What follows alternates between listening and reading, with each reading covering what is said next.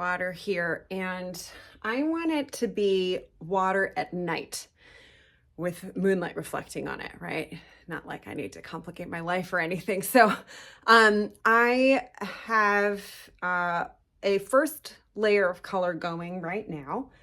And as you can see, it's, you know, from where the underpainting is to here, it is much darker. So I'm still really lightly glazing. I'm actually using indigo. I'm using this Winsor and Newton indigo. There you go.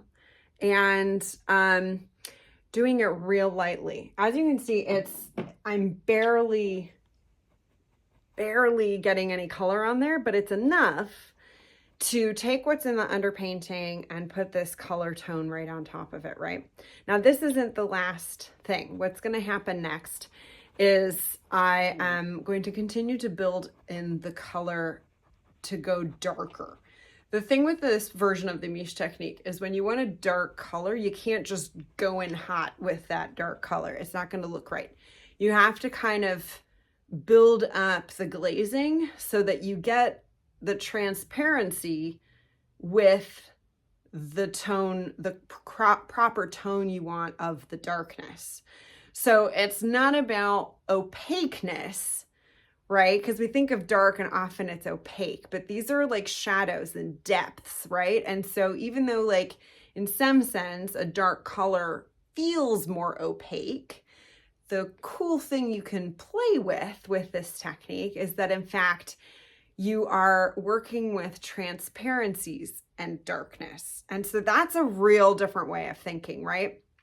And so what you have to do is just be real careful that every layer of color you're putting on there is as transparent as you can possibly get it, right? It's a glaze in every sense of the word. Like we're not trying to, you know, like a la prima here, like this is a glaze. You're going to let it dry. You're going to apply a second glaze and then maybe a third and maybe even a fourth. But each time you do these glazes, it's not going to be over the whole thing, right? Like I'm doing this color over the whole thing. Well, partly, except for where like the main highlights are going to be. That's going to be a different color of the glaze.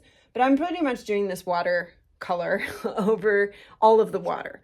And then I'm only going to go in to parts of it where there's clearly like more depth visible. And I'm going to go in with probably indigo mixed with a little either Payne's gray or black and see what color that is. And then just glaze in that depth so that it starts, you know, and then it starts really feeling like you're looking at deep water.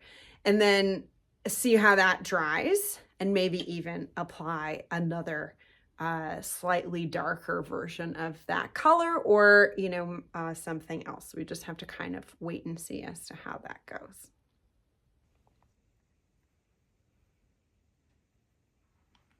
Okay, you can kind of see here where this has the color over it and now this part here doesn't, right? There isn't too much difference, like it's not a huge difference, but it is once you cumulatively look at the whole piece. You can really tell where I have done this and where I haven't. Namely, what I'm doing though is, see, you can see here, this is the white egg tempera, or casein in this case, and that's really what this glaze is capturing. So you can see the difference a lot, right? This is all the white, here's the white I haven't glazed over, here is what I'm doing now. So and then as you see, this is real light glaze. And it's turning, so remember in the underpainting, I used an ultramarine mixed with white to get kind of this beautiful purplish glow, right? You can kind of really see it here, this purplish glow. And that final blue glaze of the underpainting. And now when I'm coming in with this glaze, with the indigo, it's building on top of that gorgeous purple and creating, see, already, without doing too much, this, right? Here, there's depth. There's real depth in what this looks like already. And so that's the glory of the underpainting and how you can really make it work for you in these situations. And if you're, with just even a few of these kind of paintings under your belt, you can start really making very cool decisions on how that underpainting informs the actual color of the final product. So I'm going to keep painting here. I'm going to finish this up, and we'll continue once I'm doing that second layer of glaze on this water. Okay, so I have done all of the water in the blue, in the dark blue, and I'm going back in and I am slowly darkening it up in some spots and not so much others. So I want to actually still retain some of the water feel, right? But it's also water at night, so it's got to be darker. So remember, as I said, like when you're going darker, you can't just go in very dark or you lose all of that luminosity. And the idea of dark luminosity is so much of what the Mische technique is good at. So you can kind of see I'm really just, between here and say like here, there's just, I'm barely glazing on. I'm actually using this kind of very crappy fuzzy brush, which is perfect for something like this, that I'm just going in and, as you can see here, I'm just going to go in and darken that slightly. So you can see there's a difference, but it's not such a stark difference, but it really, it adds up. So you can see I'm really not using a lot of paint here.